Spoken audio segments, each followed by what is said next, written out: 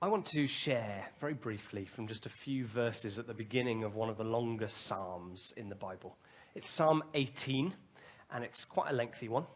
But actually, it's doubled up because you also find it in 2 Samuel chapter 22. So it was worth writing a long one because it was going to be used twice. That's my joke. Now we're on to the serious stuff. Psalm 118, it's a psalm, a song written by King David. And it was written after he'd been brought through all kinds of different trials and challenges, and God had rescued him from all the attacks of the previous king, King Saul, and he'd kept him safe during all of that. He'd taken him through various conquests and wars and different internal strifes within the kingdom, and people trying to overthrow him and plot against him and all kinds of things that had gone wrong. He'd been through his own personal journeys, a lot of which was of his own making because of his own mess-ups and his own mistakes. But he'd been through an awful lot, and God had kept him safe. And in 2 Samuel chapter 2, it's nearing the end of his reign and of the things that were going to happen in his life. In 2 Samuel chapter 22, he presents this psalm, this song, this celebration of what God had done. And then it found its way into the book of Psalms in Psalm 18. I'd encourage you to read the whole thing. I'm not going to this evening, not to you. But I encourage you to read the whole thing because again and again, David is using different kinds of language to describe different events, but they're all pointing to the one thing, which is this: God saved him. God has saved him again and again and again. I just want to look at the first 2 verses of Psalm 18, which say this: I love you, Lord, my strength. The Lord is my rock, my fortress, and my deliverer. My God is my rock, in whom I take refuge, my shield, and the horn of my salvation, my stronghold. Then David, over the next 50-odd verses, goes on to describe lots of ways in which that has happened. But this is really his nailing his colour to the mast. This is his statement of what God has done in brief. The Lord is my rock, my fortress, my deliverer. My God is my rock, in whom I take refuge, my shield, the horn of my salvation, my stronghold. David is just saying in very simple terms who God is to him. What it is that as he thinks about his life and as he thinks about what God has done in his life, who is it that God has been? And it's this word that crops up a couple of times. The Lord is my rock, that I want to focus on. What does it mean that God is our rock? Well, actually, some of the different words that David uses, and some of them literally mean things like a sort of a crag or a cave or a cliff or different things like that, which are about different landforms. And some of them are to do with things like castles, and some of them can mean both. But it's all of these things to do with strong, big, dependable things on which we can stand, into which we can retreat. And actually there's kind of 3 different ways that David unpacks what it means that God is his rock. First is about God's dependability, the fact that he is who he says he is and he's not going to change. The Lord is my rock. My God is my rock, in whom I take refuge. The thing about a rock is that it doesn't change quickly. Some of the same rocks that you and I will go and walk along as cliffs are the same now as they were 100 years ago, 200 years ago, 1,000 years ago. Sure, things are ever so very slowly, and over time things will erode and change. But within our lifetime, a rock is a rock. It's not going to change. Nothing's going to happen to it. It's this picture of ultimate dependability and stability. And it's not clever. I'm not trying to say anything that's particularly clever. There's not some deep contextual reason why David chose to use the word rock. It means the same to us now as it did then. A rock is something that is solid and that stays put. It can't be moved easily. That's what God is like. What David is saying, this David who took a few pebbles and threw them at the giant Goliath and saw him collapse, and who gave all the glory to God when he was just a young boy, and has then been through all kinds of trials and people trying to have his head and people trying to attack and wage war against the nation. What David has seen of God over and over and over again is that God stays the same. God is faithful to who he is. In another psalm, Psalm 61, we read this again from David. Hear my cry, O God, listen to my prayer. From the ends of the earth I call to you. I call as my heart grows faint. Lead me to the rock that is higher than I.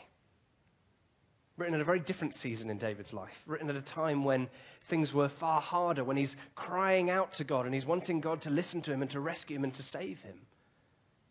Maybe one of the times that he's now looking back on as he writes this psalm. And his cry is, Lord, take me to the rock that is higher than I am. Take me to something that is taller than I am, that is higher than I am, that is more dependable than I am, that is more unswerving than I am. In the middle of a storm, where do you want to be? Well, you want to be on the highest bit of ground. You also want to be on the most solid bit of ground that's not going to move, that's not going to budge. That's what we have in God. Some of you have been followers of Jesus longer than I've been alive. The Jesus who you said yes to is still the same Jesus that you serve today. He hasn't changed. The world around you has. You have. Your families have. Your careers have. The political state of this nation certainly has. There's all kinds of things that are in a constant state of flux in our lives. We can feel as though nothing's dependable, as though there's nothing that we can really land on, that we can stand on. There is one thing, and his name is Jesus. We hear in Hebrews, Jesus is the same yesterday, today, and forever. That's where I want to start this evening. It's just by reminding us of that simple truth. God doesn't change. I think there are some people here tonight who need to hear that. Where everything else might be in a state of change, or where you don't know what the future holds. You don't even know what the next few weeks hold. But God is the same. And he's not changing and he's not going anywhere. That's the first thing, this image of a rock. But David uses some other words in this psalm, in Psalm 118. The Lord is my rock. And then he says, my fortress and my deliverer. And then later on, my God is my rock in whom I take refuge. And then later on, my stronghold. He's a fortress. He's a stronghold. He's somewhere that we can go to take refuge. God is not just some solid, stable rock that we can stand on, but we're completely exposed to everything else, and everything that might seek to harm us will. We're also somewhere that he can go to retreat, to be safe, to be secure, to simply rest and be at peace. It's because God is dependable and that he doesn't change that we can go to him, that he can be our refuge, that he can be our safe place. There are lots of things in this world that might harm us. There certainly were for David. I've listed a lot of them. Some of those things that he had to retreat from had not just faces but names, and some of them had armies. There were all kinds of things that came against him, and the thing that he learned over and over and over again was to retreat to where God was. The number of times that we read about David going and sitting in a cave, being away from everything, retreating, running away from the enemy. We might look at that and go, well, that's weakness. David must have been a weak leader if he was running away from the enemy and going and hiding in a cave. No, it's not weakness. To go and say, my enemies are great, but my God is greater. To go and say, the situations that I'm facing are hard, but God is bigger. God is stronger. God is higher. There is no enemy that is so great that God is not a refuge in whom we can be safe. How do I know that? Because the tomb is empty. Because Jesus rose again. Because sin, my sin, your sin, our wrongdoing was not enough to hold him to that cross. It was not enough to condemn him to death from which he couldn't be risen again.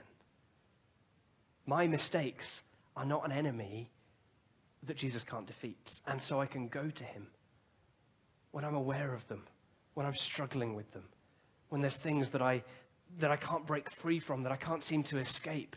Jesus is my hiding place.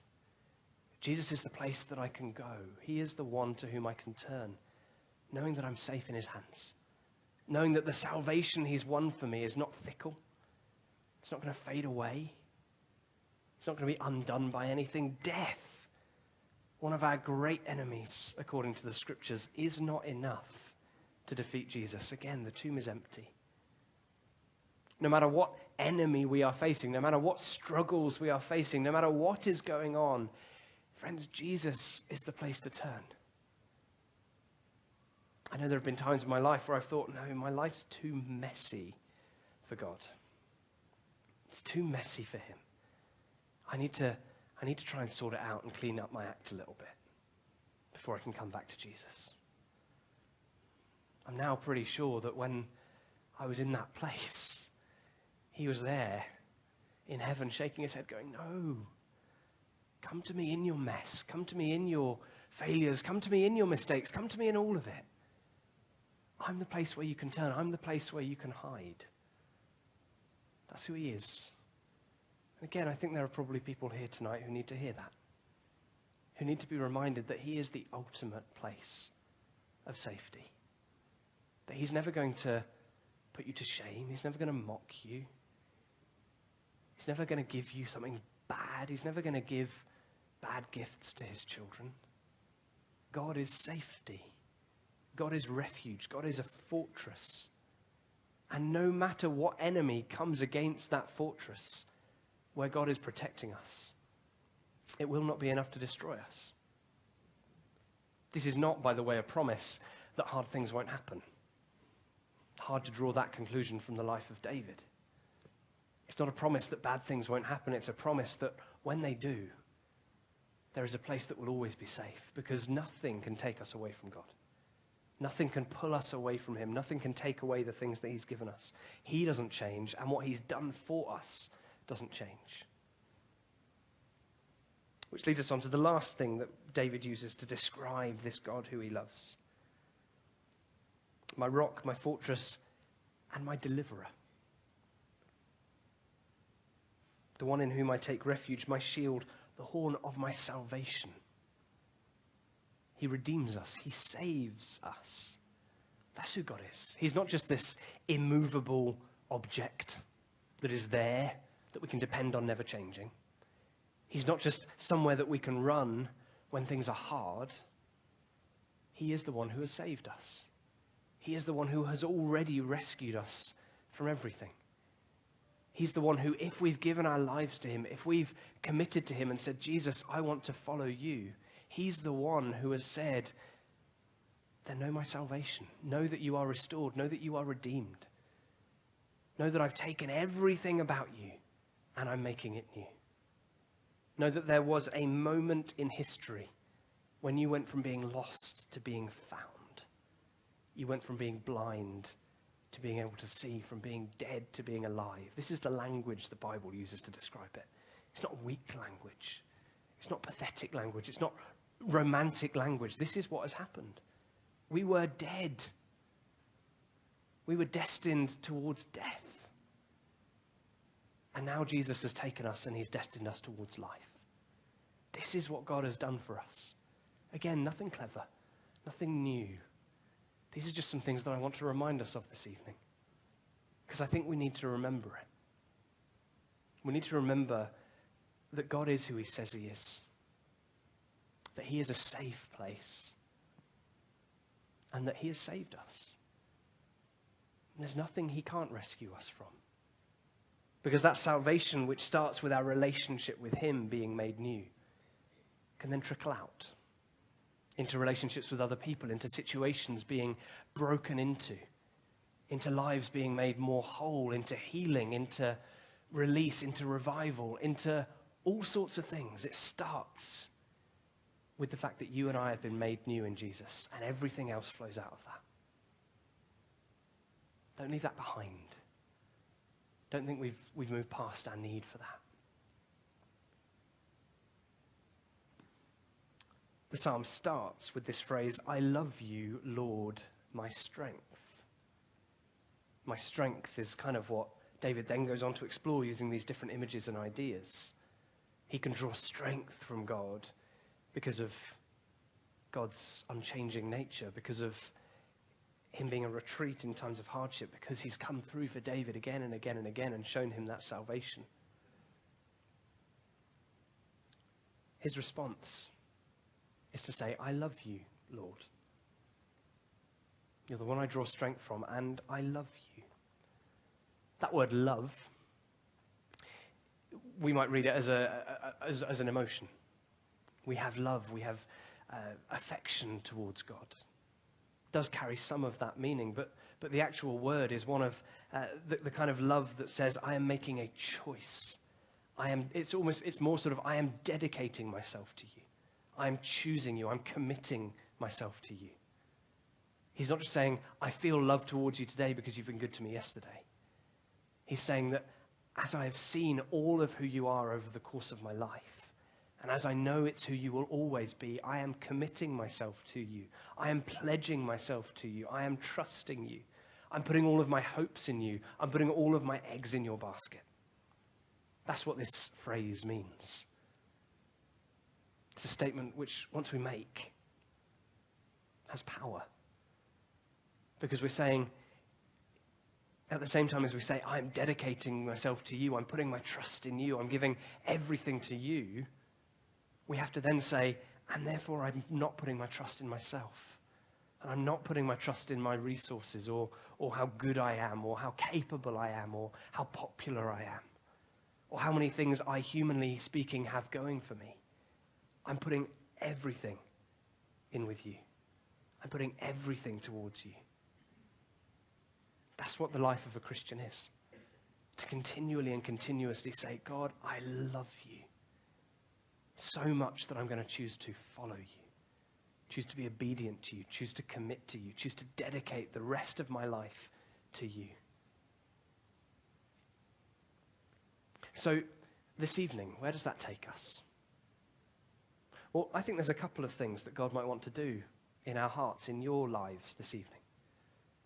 I think one is to give a moment where we can rededicate ourselves to him.